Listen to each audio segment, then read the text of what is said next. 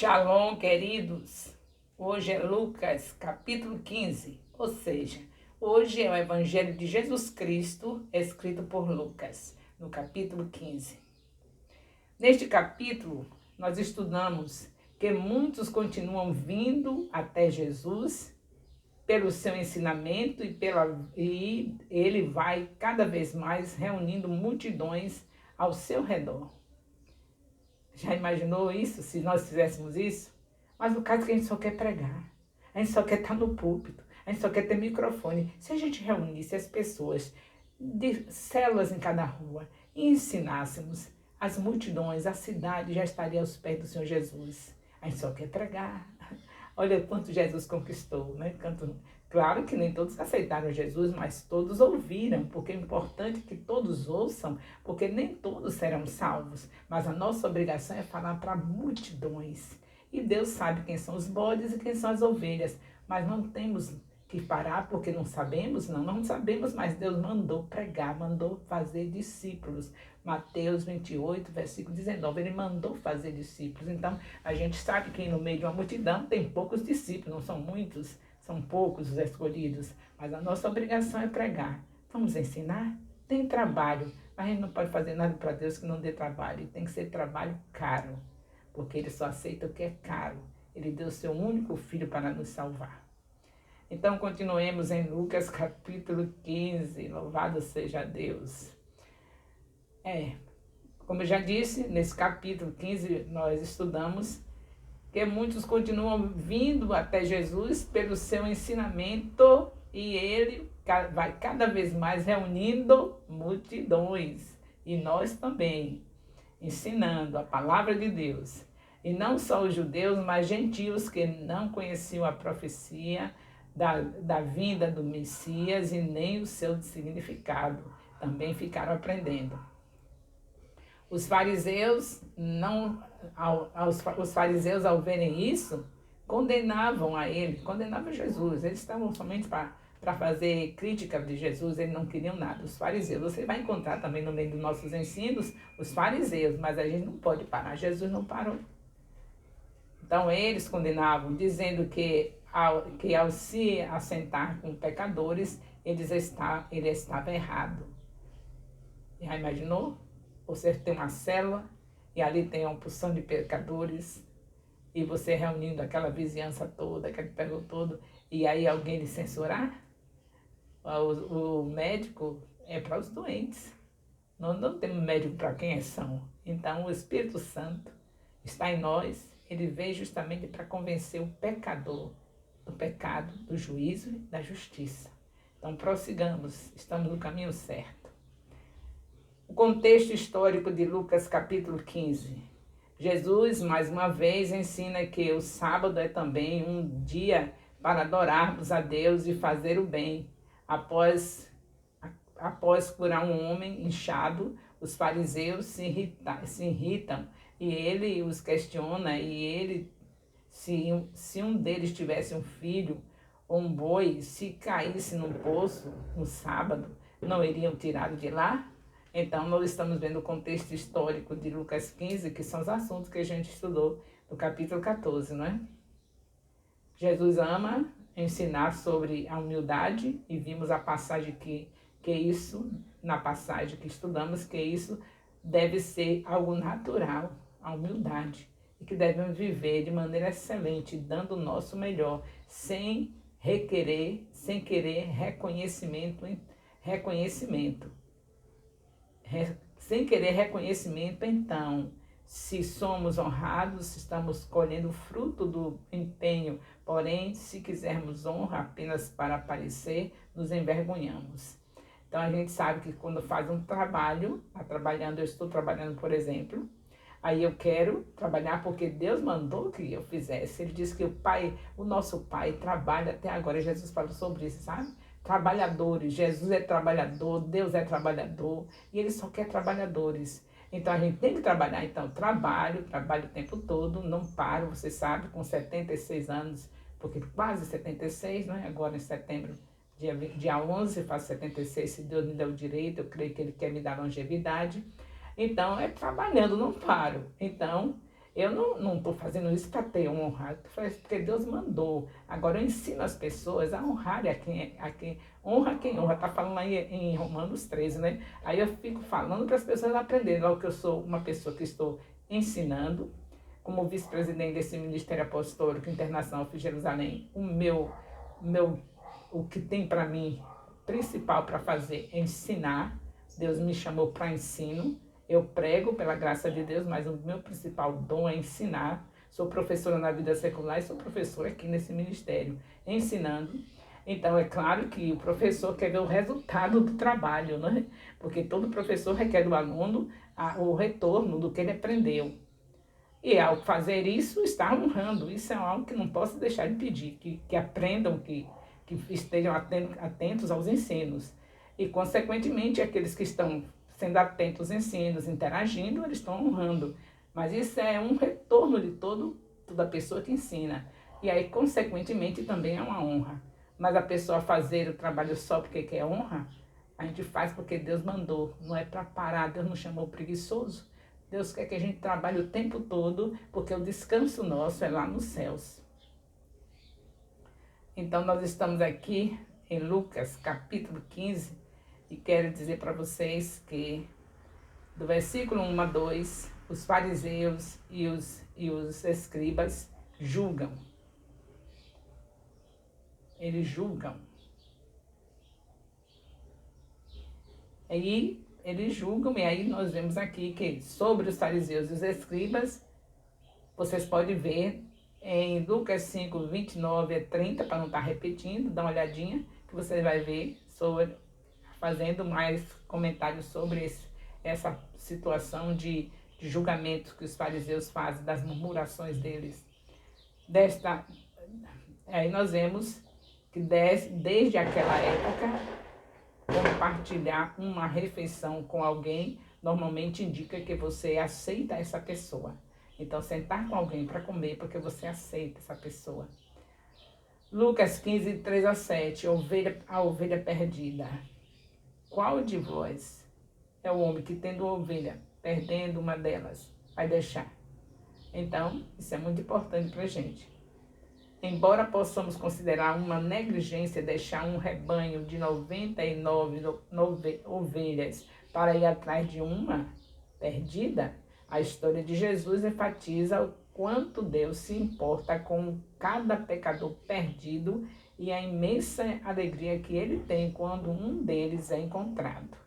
Não é em vão que o Senhor requer de nós justamente isso. Se você é um filho de Deus, se você reconhece o que Deus fez para você ser encontrado, você e eu, nós éramos uma ovelha perdida. Alguém se desprendeu, alguém investiu com oração, com jejuns, para que eu e você fôssemos libertos, viesse para o aprisco.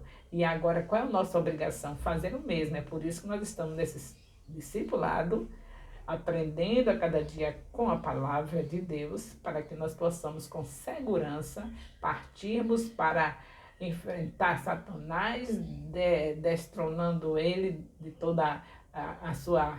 ele fica tão seguro com as ovelhas de Jesus, e a gente vai arrancar das mãos dele no poder do nome de Jesus. Vamos saquear o inferno, porque estamos seguros, porque temos a palavra é Jesus.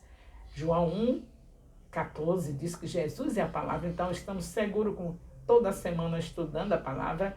Além disso, em nossa casa nós temos o estudo da nossa palavra pela manhã, no lugar secreto, após o almoço, enquanto descansamos o almoço, e à noite, no nosso culto doméstico, um capítulo por momento. Então, um pela manhã, depois do almoço e outro à noite.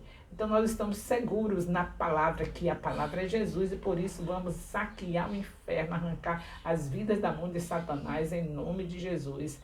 É o que mais Deus quer, tá vendo? Que ele larga um rebanho para pegar uma ovelha. Então, não se esqueça, tem um parente seu lá, na mão de Satanás, larga tudo e vai lá buscar. É isso que Deus quer. Tem alguém lá do seu trabalho que você nunca falou de Jesus, larga tudo e vai buscar. Tem alguém lá no meio seu colega de faculdade, vai buscar. Tem alguém no meio da sua vizinhança, vai buscar. É essa a nossa tarefa, isso requer trabalho, mas Deus nos chamou preguiçoso. Vamos trabalhar em nome de Jesus. Então, Lucas 15, de 1 a 12, o filho pródigo. Embora essa parábola muito conhecida costuma ser chamada de a parábola do filho perdido, e o pai e o outro filho também são personagens importantes. Era raro um pai repartir os bens antes de morrer, já que o filho mais velho recebia porção dupla da propriedade de seu pai. A parte do filho mais novo seria 1/3 da herança. Lucas 15, de 13 a 15, sem intenção de volta. O filho mais novo não tinha intenção de voltar para sua família. É impossível saber de uma vida desordeira, incluir prostitutas, ou se esta foi apenas uma acusação irritada feita pelo irmão mais velho. O filho mais novo não tinha intenção de voltar para a sua família. É impossível saber se uma vida desordeira inclui prostitutas. É impossível saber. Ou se esta foi apenas uma acusação irritada feita pelo irmão mais velho. Não é totalmente claro o seu significado, mas pode ser algo como prodigamente, extravagantemente, depravadamente, ou, para sermos mesmo literais, de forma isenta de salvação. Lucas 15, 16, 19, o cair em si. O filho mais novo precisou chegar à extrema pobreza e fome para cair em si e perceber que, apesar de tudo que tinha feito, o correto a se fazer era voltar e se tornar um dos servidores de seu pai. Para isso, no entanto, seria necessário confessar que havia pecado grandemente e que não era digno de ser chamado de filho. Este é um relato vívido de uma pessoa que chegou ao fundo do poço e finalmente percebeu o tamanho do seu pecado. Lucas 15, 20 a 23. O amor do pai. O fato de o pai tê-lo visto e estando ele ainda longe indica que o genitor costumava esperar a volta do filho. Ele vinha ainda longe e ele já estava vendo, porque ele estava atento, esperando a volta do filho. Talvez o normal fosse um pai ficar furioso ou, no mínimo, decepcionado com a volta do filho mais novo, mas a reação deste homem mostra compaixão, amor, comemoração, alegre restauração do rapaz, a posição de filho e as vestes especiais, o anel, tudo isso mostra que realmente era um amor que está representando o amor de Deus. Lucas 15, 24, como o pai recebe os filhos perdidos. É aqui que a parábola se liga às duas histórias anteriores sobre a alegria de Deus em salvar o perdido. A atitude de comemoração do pai mostra a maneira como Deus Pai recebe os pecadores arrependidos. Ela contrasta com o desprezo dos fariseus e mestres da lei ao verem pecadores vindo até Jesus. Lucas 15, de 25 a 30, a indignação do filho que ficou. Em vez de terminar com uma nota de alegria e celebração, como era de esperar, a história passa o holofote para o irmão mais velho. Diferente do pai, que teve uma atitude positiva, o irmão mais velho ficou surpreso com o retorno de seu irmão pecador, ficou ofendido e com ciúme na festa do pai, ficou irritado com o amor perdoador do pai, declarou sua justiça própria e viu apenas o pecado do irmão e não o seu recente arrependimento. A representação de Jesus dos líderes religiosos no personagem do irmão mais velho foi uma repreensão mordaz da justiça própria deles. Lucas 15, de 31 a 32, a verdade do Pai. A repreensão dos líderes religiosos continua. Eles não entenderam a oportunidade de um relacionamento íntimo com Deus, a generosidade de sua graça, sua alegria com a salvação do pecador, a profunda transformação da conversão. Talvez o mais crucial disso tudo, porém, seja lembrado o parentesco deles com os pecadores e subentendido na expressão "este teu irmão". Assim como o irmão mais velho desta história, os líderes religiosos se recusam a aceitar seus irmãos judeus ou pecadores. Concluindo este capítulo, Jesus nos ensina sobre o amor e sobre como Deus se alegra em resgatar algo que se perdeu.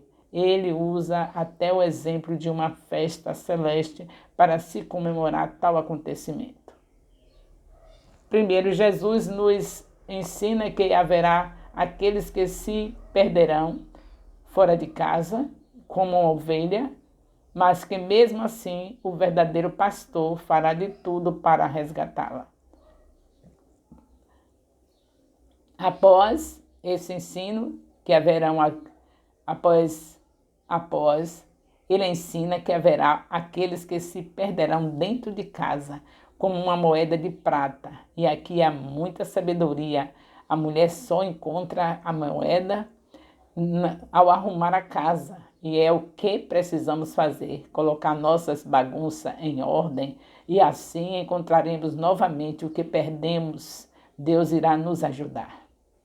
E por fim, Deus disse que haverá aqueles que vão buscar por se afastar da casa do Pai, por se perder. E por isso Jesus disse que haverão aqueles que vão buscar por se afastar do Pai, por se perder. Então aqui nós vemos mais uma parte importante para a nossa vida hoje, nosso momento, em relação a gente nem dentro da casa de Deus e perdidos porque não sabia nem onde estava mais o livro, não é? A gente não estava, demonstrou uma atitude que não sabia, só sabia o caminho do livro quando chegava o domingo, e olha lá, alguns nem no domingo levava. Então, estávamos perdidos dentro de casa, sem o livro, sem a palavra, que é Jesus. A gente está perdido, sem prosperidade, sem nada.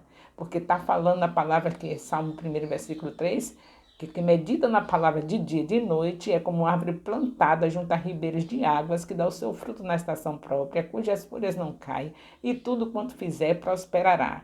Então, era uma situação, nós estávamos realmente perdidos dentro de casa. Tantos problemas que não era para estar mais nas nossas vidas, que estavam. As pessoas só atrás dos líderes, procurando socorro disso e daquilo, problema esse, problema aquele, problema de vida conjugal, problema de saúde, problema de tudo, porque a palavra não estando em nossas vidas, os problemas ficam difíceis de se enfrentar. Com a palavra, a gente sabe como resolver. A gente não precisa estar correndo atrás de liderança, se queixando, porque não me dá atenção, eu quero falar, não tem tempo para mim. Eu já marquei um horário e não conseguiu ainda me esperar no gabinete. Falei com o pastor fulano, com o pastor ciclano, porque estava tudo perdido. O livro é a solução. Se você estuda a palavra em sua casa, dá menos trabalho para os líderes. Porque a palavra já responde tudo. Você que estuda a palavra, você vai ter... A única dificuldade é de perguntar alguma coisa que você não entendeu. Mas os problemas são resolvidos em Cristo.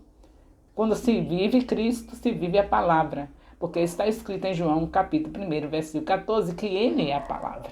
Então nós estamos realmente perdidos dentro de casa, graças a Deus que o Senhor já nos encontrou desde maio de 2023 no nosso Ministério Apostólico Internacional Filhos de Jerusalém. Estamos vivendo os melhores meses e vamos viver os melhores anos do ministério, porque com Jesus tudo vai bem e nós não vamos negar Jesus.